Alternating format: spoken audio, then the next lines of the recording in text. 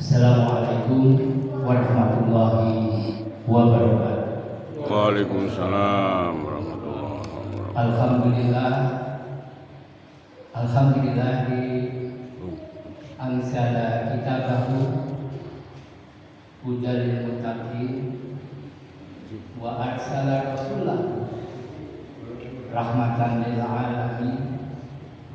Alhamdulillahilladzi khalaqas samawati wal ardh lahu ma fis samawati wal ardh wasi'a kursiyyus samawati wal ardh wa la ya'uduhu hifdhuhuma wa huwal aliyyul azim. Alhamdulillah, segala puji bagi Allah yang telah melimpahkan rahmat-Nya, taufik, hidayah-Nya kepada kita semua, khususnya tentang iman, Islam, dan ihsan sebagai triangle sukses manajemen kehidupan yang mengajarkan kita kepada surganya Allah dan ada yang lebih besar daripada surga Allah. Tentu Allah mengatakan ridho Allah lebih besar daripada surganya Allah. Semoga dalam curahan rahmat Allah berupa hujan, bagian dari ujian apakah kita masih mantap mendatangi rumah Allah yang tentram, yaitu as-sakinah, dalam rangka menunjukkan kalau kita ini betul-betul ingin tercatat menjadi keluarga Allah di bumi. Kita ingin menunjukkan bahwa kita ini umat Nabi Muhammad yang ingin betul-betul masuk surga. Dan ini bagian dari, semoga kita bukan bagian dari umat Nabi yang ada Nabi. Mereka yang tidak masuk surga adalah mereka yang tidak ingin masuk surga. Dibuktikan dengan tidak sungguh-sungguh untuk menetapkan, menjadikan kitabullah Al-Quran Karim sebagai sumber segala sumber pertimbangan kita untuk melangkah di dalam kehidupan ini. Ilmu hadis pun sebetulnya sanadnya itu tidak sampai hanya kepada istri Nabi dan sahabat Nabi, tapi harusnya sanadnya sampai Al-Quran. Karena Rasulullah itu diutus untuk membacakan dan menjelaskan Quran. Setiap kata dan perilaku Rasulullah pasti dalam rangka menjelaskan Al-Quran yang menjadi amanah yang harus disampaikan kepada umat. Hari ini kita belajar bersama-sama karena kita juga berharap betul-betul Allah ridho atas apa yang kita lakukan, dengan betul-betul yakin bahwa Al-Quran ini adalah mukjizat terbesar yang pernah diturunkan Allah, dan Al-Quran ada di sekitar kita. Al-Quran memberi petunjuk kepada kita bahwa hamba Allah namanya Adam dan Hawa yang lama tidak ketemu, tapi dengan ayat Quran dipertemukan oleh Allah. Ayat Quran yang saat ini ada di dalam diri kita dan pasti bisa kita gunakan untuk apabila kita mendapatkan masalah yang sama. Itu ada di ayat 23 surat 7. Kita semua pasti sudah hafal dengan ayat ini. Rabbana dzalamna anfusana wa illam taghfir lana wa tarhamna. Nabi Yunus pasti tidak berdaya untuk menyelesaikan masalahnya yang dia harus di dalam perut ikan di 3 kedalaman di dasar laut, di malam hari dalam keadaan langit yang petang. Tapi dengan ayat Quran Nabi Yunus bisa keluar dari permasalahan hidupnya. Kita semua pasti hafal. La ilaha illa anta subhanaka inni kuntu minadh dhalimin. Nabi Sulaiman yang karena kesalahan di hadapan Allah, maka Sulaiman dalam keadaan duduk tak berdaya, lepasnya kerajaan, tak mampu berbuat apa-apa. Kita dapat lihat bahwa dalam permasalahan itu Sulaiman menggunakan ayat Quran. Bisa kita lihat surat 38 Shad ayat 35. Lalu Yunus tadi surat 21 Al-Anbiya ayat 87. 3 permasalahan berat itu ternyata bisa diselesaikan dengan Al-Quran. Dan semuanya tiga-tiganya penyelesaiannya adalah mohon ampun kepada Allah. Karena Nabi itu dijaga oleh Allah. Nabi Adam itu sebenarnya dijaga hanya karena kesalahan, maka dia harus turun ke dunia dan terpisah dengan Siti Hawa. Begitu juga dengan Yunus dan Sulaiman.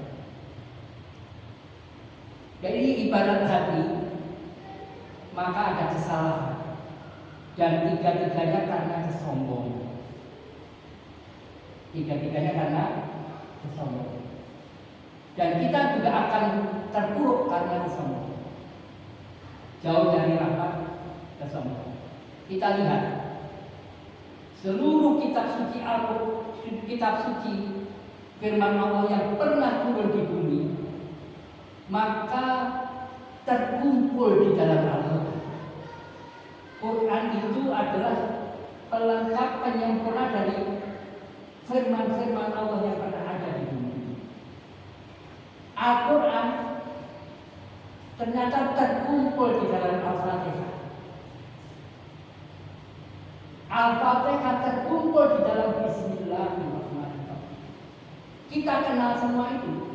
Kita hafal basmalah, hafal Al-Fatihah.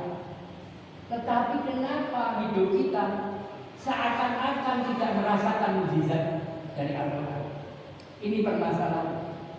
Salah satu solusinya nanti adalah mohon ampun. Karena untuk mencapai takwa itu langkahnya segera mohon ampun, segera memperbaiki diri. Saudaraku yang dirahmati Allah, ternyata Bismillahirrahmanirrahim ini ada rahasia bahwa semua kitab suci yang pernah ada di dalam dunia ini, suratnya selalu diawali dengan huruf ba. Semua pasti ada alif ba. Alif ba. Setiap huruf apapun, kata, kalimat atau langkah dimulai satu titik awal. Titik awal. Dan kita memulai hidup di perut itu setelah kita mengucapkan kata. Begitu ditanya apakah ini aku Tuhanku? Bala sahih. Bala. Bala. Benar, kami menyaksikan bahwa Engkau Tuhan sebelum dikirim ke perut ibu kita untuk melakukan perjalanan kehidupan sampai saat ini kita kumpul di masjid yang menerangkan ini. Bab ini dari titik dia harus ke bawah untuk bisa menjadi wadah yang menampung, wadah yang menampung rahmatnya Allah. Tunduk, merendahkan diri, bahkan menghinakan diri di hadapan Allah. Maka hanya dengan merendahkan diri, menghinakan, maka dia akan dimuliakan oleh Allah. Karena bentuknya begini, ibarat hujan, hujan itu tertampung. Lain dengan kesombongan, dia tinggi. Maka Allah akan turunkan dia, Allah akan rendahkan dia. kesombongan. Maka kalau bentuknya begini, maka kita menolak rahmatnya Allah. Tidak ada takut. Seperti kita payungan dalam hujan, kita nggak kena tetesan hujan. Lain kalau kita tadi nggak memikirkan merendahkan diri di hadapan Allah, maka ismun Allah, nama-nama agungnya Allah diwakili dengan rahmatnya Allah yaitu Ar-Rahman, Ar-Rahim, maka bisa kita tampung dalam diri kita. Maka kita mengatakan kita kembali ke titik inna lillahi wa inna ilaihi raji'un. Dari Allah untuk Allah. Kita tidak ada kebanggaan, kesombongan apapun, karena semuanya dari Allah, milik Allah dan untuk Allah. Bahkan energi yang kita bisa berbuat ini karena Allah, karena kehendak Allah. Karena itu dalam beberapa hal kita mengatakan Masya Allah la quwata illa billah. Semuanya kehendak Allah dan kita ini hanya mampu berdaya kalau Allah ngasih daya dan upaya. Tanpa itu tidak. Contohnya, tanpa jatah nafas kita tidak bisa apa-apa. Jatah nafas habis, kita tidak bisa mendengar, tidak bisa mendengar, apalagi melangkah kemana-mana, tidak bisa. Hanya karena Allah masih punya ngasih rezeki kita, namanya O2, kita bisa berbuat apa. Saudaraku yang dirahmati Allah, itu tadi kan nabi semua, yaitu Adam, Yunus, maupun Sulaiman. Maka mereka memang orang-orang pilihan Allah. Bagaimana dengan kita?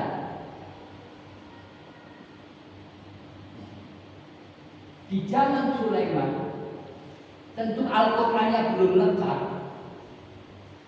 karena kitab sebelum Injil banyak. Ada seorang yang sangat menguasai kitab Allah, namanya Asyid bin Barqiyah. Pada saat Sulaiman mengumpulkan para perwiranya dan mengatakan siapa yang mampu untuk memindahkan kerajaan Bilqis di hadapan Sulaiman, maka jin yang paling kuat namanya Ifrit, dia mengatakan kami siap memindahkan sebelum engkau berdiri, sebelum jam kerja selesai. Ibaratnya di sini sebelum jam 4 kerajaan Bilqis ada di depan. Si orang yang menguasai kitab Allah, kitabnya belum sesempurna Al-Quran, mengatakan wahai Sulaiman, akan berpindah kerajaan Bilqis sebelum kau selesai berkedip. Karena hubungan Asyid bin Barqiyah dengan Allah betul-betul lebih dekat dari orang Nabi.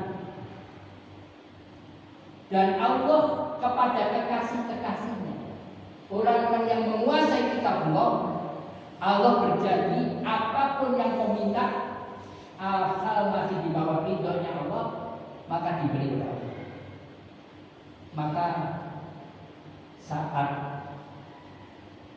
itu langsung kerajaan Bilqis ada di depan Sulaiman. Itulah kekuatan ketetapan Allah yang saat ini kita dapat yang sempurna, yaitu Al-Quran. Kalau kita betul-betul berusaha menguasai Quran dan kita belajar, saya dari sini karena belajar kesempatan belajar.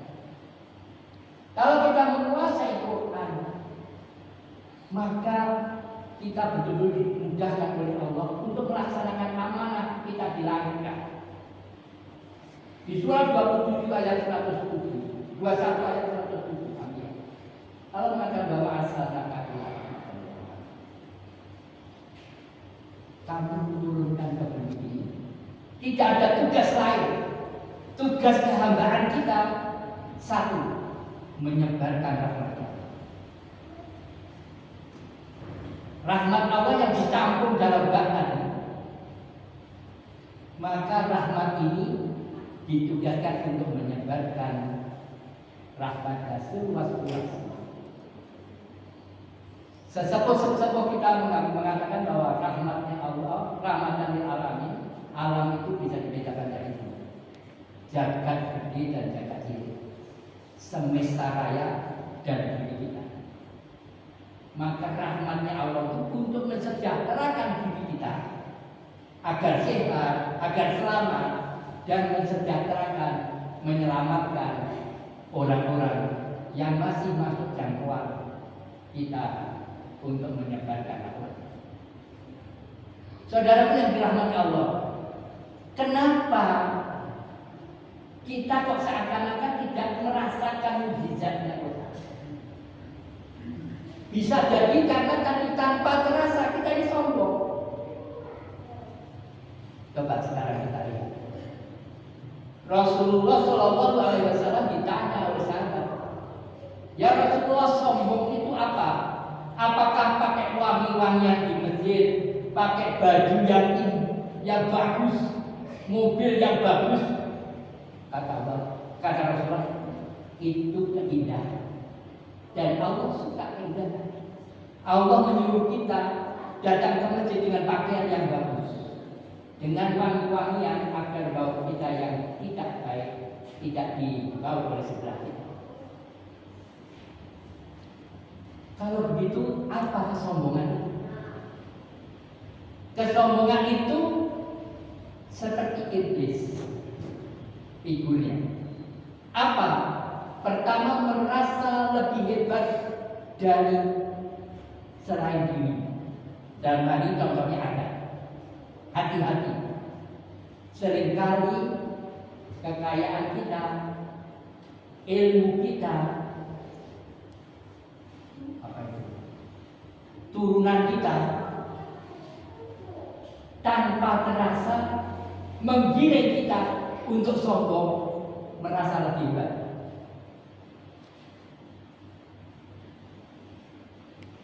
Contohnya misalnya, tentu semua mengatakan S3 profesor lebih hebat dari S1, apalagi yang gak bergelar. Orang kaya pasti menganggap dirinya lebih sukses dari yang lain. Begitu juga jenderal pasti lebih suka dari orang, lebih tinggi. Suatu saat saya ada di Mabesar. Saya ditanya oleh Majen Budi Sulistiono, Mas Oli, kasih masukan aku. Saya katakan, Mas Budi, bintang 2, baju dan ruangan ini kira-kira lebih tinggi mana dengan kota?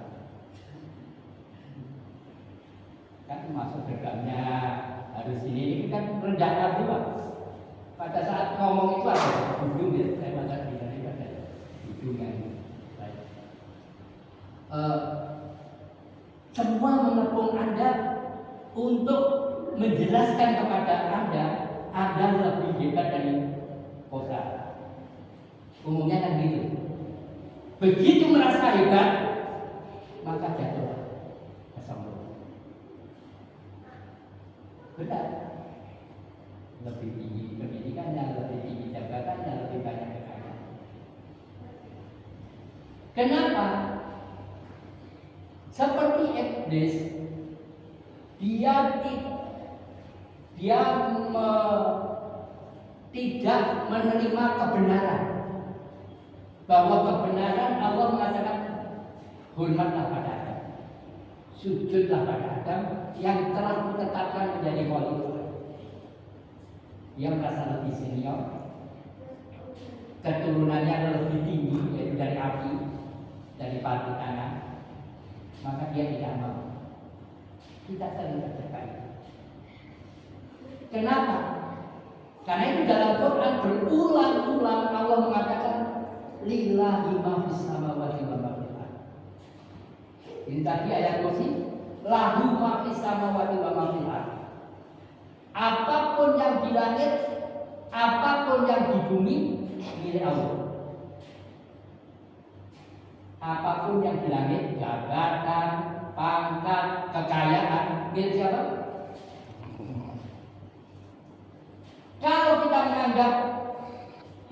kita memiliki, maka kita tidak menerima kebenaran. Kebenaran apa? Ketetapan Allah bahwa apapun di langit, apapun di bumi milik. Semuanya harus dipertanggungjawabkan. Dan Allah tahu kesombongan itu kadang-kadang tidak diucapkan dalam lisan, tapi di dalam qalbu.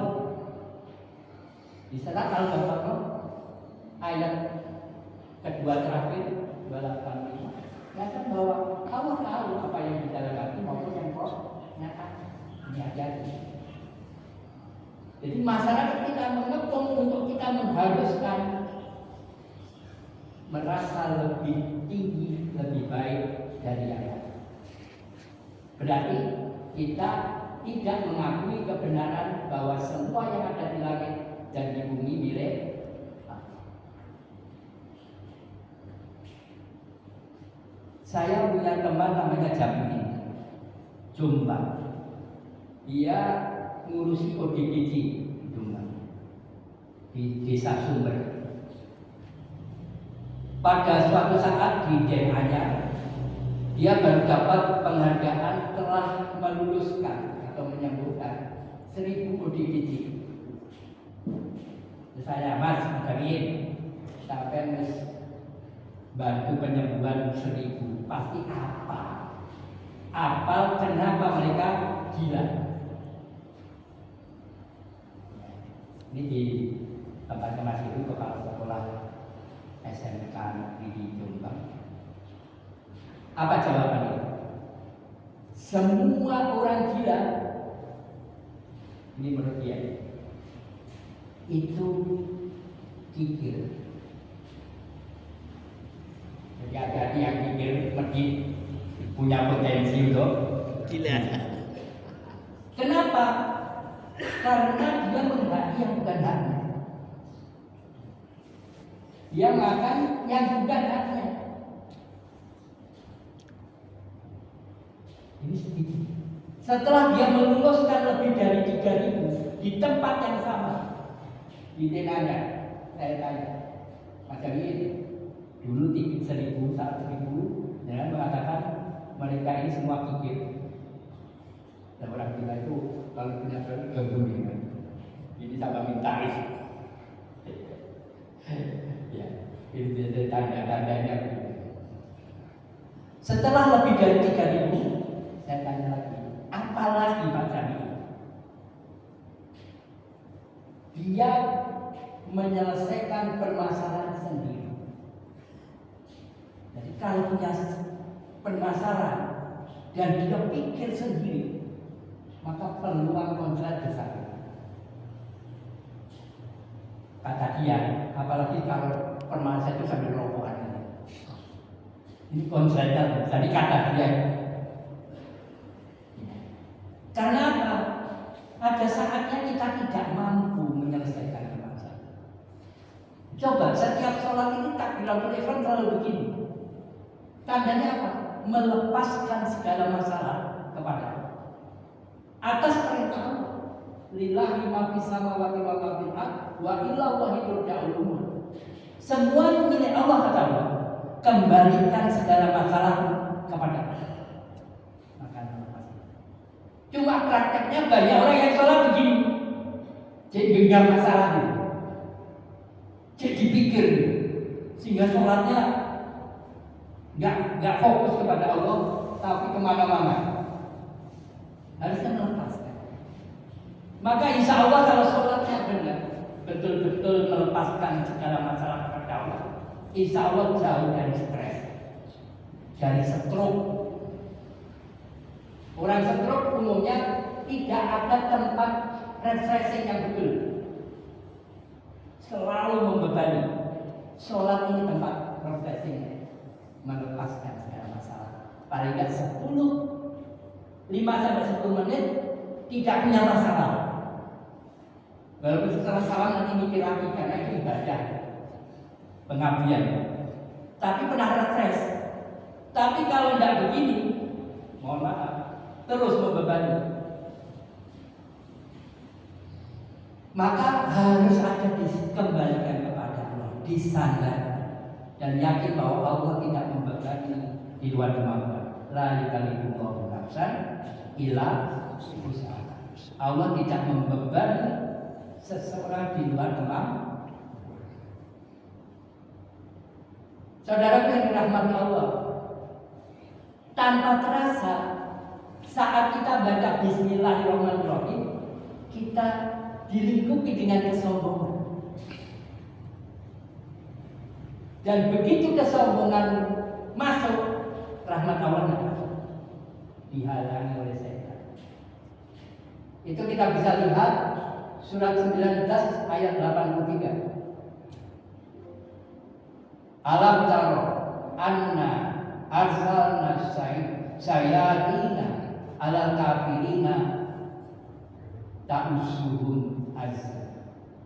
Tidakkah kamu lihat bahwasanya kami mengirim syaitan-syaitan itu kepada orang-orang yang mengingkari nikmat Allah, ketetapan Allah, untuk menghasut mereka berbuat maksiat dengan sujud. Di surat 91 As-Sam, Allah berkata,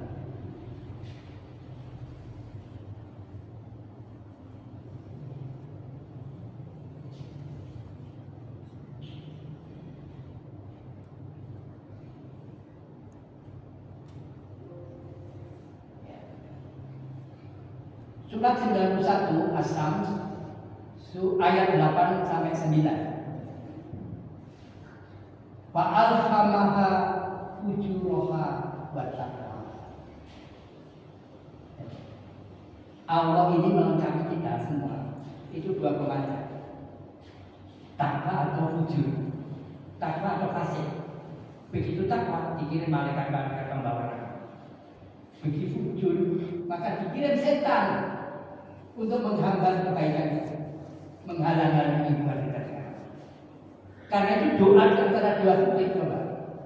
Rabbi firli warham, mohon ampun untuk mendatangkan rahmat. Wajibuni ditutup peluang untuk ingat, maka kemuliaan, rezeki, petunjuk, kesehatan, ampunan. Rabbi firli warham wajibuni warhami warzuqni wahini wahini wahini. Maka kalau ingin dapat warhami warzuqni wahini wahini, buka, hebatkan pemancar positif ketakwaan. Maka malaikat-malaikat pembawa rahmat akan turun membawa rahmatnya dan tutup kefasikan. Maka pemancar yang satu ditutup hanya rahmat. Cuma hati-hati. Kadang-kadang pemancar yang negatif yang lebih memancar.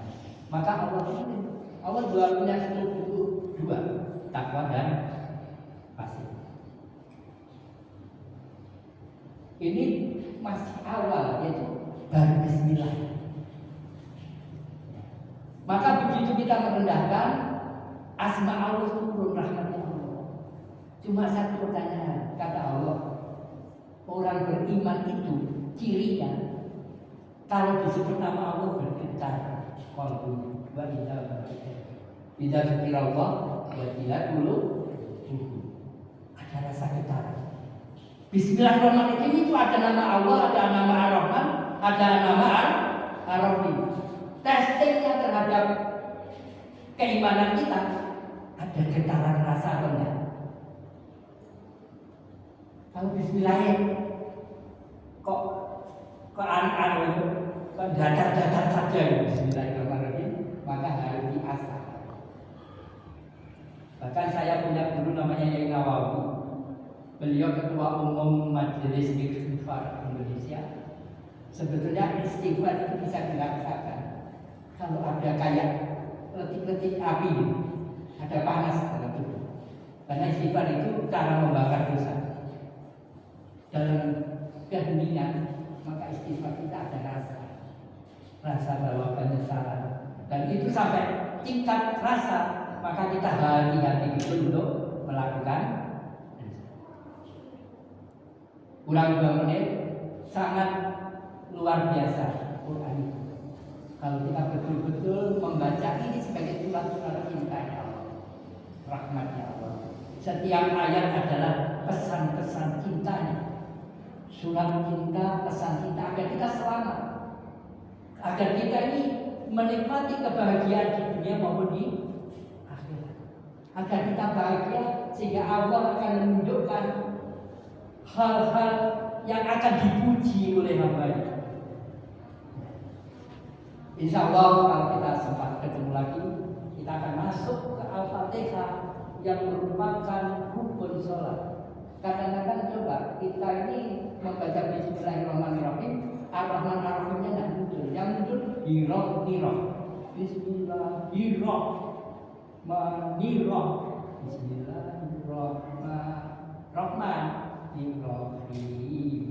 Ada pesan Allah Rahman Rahim. Alhamdulillah, pakai Alhamdulillah dan Alhamdulillah. Dan sholatnya mendengar apa yang diucapkan. Qalbu ini sholatnya adalah memahami penuh makna apa yang dibacakan. Bacaannya, penggalan katanya susah ditangkap artinya, maka tentu nyambungnya ke akhirat. Semoga kita ketemu lagi untuk belajar bersama. Oh, ini masih 38 atau 40, masih 2 menit. Jadi kembali memantapkan kitab yang hanya ini. Ini saya buka Quran ini. Ini mukjizat yang bisa mengantar kita ke surga. Hanya ini. Ini yang bisa menjadikan kita berstatus dimuliakan oleh Allah. Yang bisa mengantar ke surga yaitu ketakwaan kita kepada Quran. Apa? Melaksanakan perintah yang ada di Quran, menjauhi larangan yang ada di Quran. Itu namanya takwa. Dan itu ukuran satu-satunya Allah menilai hambanya. Inna akramakum indallahi atqakum. Kemuliaan hamba di hadapan Allah, di sisi Allah ditentukan oleh ketakwaannya kepada Allah.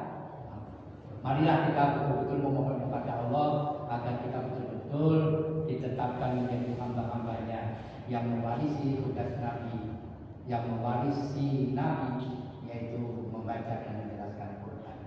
Dan betul-betul kita pantas untuk menjadi pengikut Nabi, yaitu mengikuti akhlak Nabi. Akhlak Nabi adalah Al-Quran. Selamat berjuang, tidak ada pencapaian tanpa perjuangan, tapi bersama Allah semuanya mudah. Dan Allah tidak mempersulit hambanya, tapi hambanya sendiri yang tidak mau untuk menjadikan Allah betul-betul maha kuasa atas segala sesuatu. Marilah kita akhiri ngaji kita. Tentu harapannya dilanjutkan dengan buka-buka Quran di rumah, dan dengan catatan tidak ada yang lebih penting saat ini lebih penting dari Al-Quran. Selamat membaca, mempelajari, memahami, melaksanakan, mensiarkan dan melestarikan Quran menjadi amal jariah kita. A'udzubillahi Bismillahirrahmanirrahim. Alhamdulillahirabbil alamin.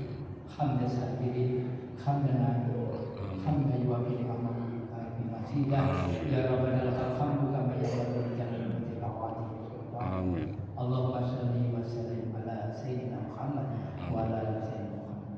Rabbana zalamna anfusana wa illam taghfir lana wa tarhamna lanakunanna minal khasirin. La ilaha illa anta subhanaka inni kuntu minadh dhalimin. Rabbana ighfir lana wa liwalidina wal jami'il muslimina wal muslimat wal mu'minina wal mu'minat wal ahya'i minhum. Ya Allah, ya Tuhan kami, malam ini kami sengaja berkumpul ya Allah untuk mengkaji ayat-ayat ini ya Allah. Karena kami ingin ya Allah Engkau tetapkan kami menjadi hamba-Mu yang pertama, yang betul-betul Engkau muliakan di sisi-Mu. Ya Allah, ya Tuhan kami, sesuai dengan petunjuk-Mu ya Allah, bahwa semuanya adalah milik-Mu. Karena itu ya Allah, kami kembalikan segala masalah keluarga kecil kami, keluarga besar kami, keluarga sahabat dan teman-teman kami padamu. Ya Allah, ampunilah kami atas segala dosa dan kesalahan kami. Kami sadar ya Allah, kalau Engkau tidak ampuni dosa diri kami, pasti kami tidak akan sanggup menghadapi dahsyatnya api neraka di akhirat. Kalau Engkau tidak mengampuni dosa diri kami ya Allah, kami pasti tidak akan sanggup menghadapi pertentangan batin di alam dunia ini. Ya Allah ya Tuhan kami, rahmatilah kami ya Allah. Cinta dan kasih sayang kami ya Allah. Lindungilah kami ya Allah dari kedatangan setan-setan yang datang dari luar maupun yang berbisik di dalam. Amin. Limpahkan rahmat-Mu, cinta dan kasih sayang. Tutupilah kelemahan kami ya Allah. Lindungilah kami ya Allah dari syaitan yang terkutuk. Ya Allah ya Tuhan kami, tetapkanlah kami menjadi hamba-Mu dalam dunia. Tetapkanlah rezeki yang berkah manfaat luas keluarga. Amin. Ya rahmatan lil alamin. Ya Allah ya Tuhan kami, berilah petunjuk dan bimbingan selalu ya Allah, agar kami dapat berjalan di jalan yang lurus, jalan hamba-hamba-Mu yang telah Kau beri nikmat, jalan hamba-hamba pilihan, para nabi, para siddiqin, para syuhada, bukan jalan hamba-hamba-Mu yang Kau murkai, bukan jalan hamba-hamba-Mu yang tersesat. Ya Allah ya Tuhan kami, berilah kesehatan yang prima kepada kami, jasmani, rohani, jiwa dan raga kami. Ya Allah, maafkanlah segala dosa, salah, keliru dan kesalahan. Allahumma nas'aluka ridhoka wal jannah wa na'udzubika min sakhatika wan nar. Allahumma nas'aluka salamatan fid din wa afiatan fil jasad wa ziyadatan fil ilmi wa barakatan fil rizqi wa taubatan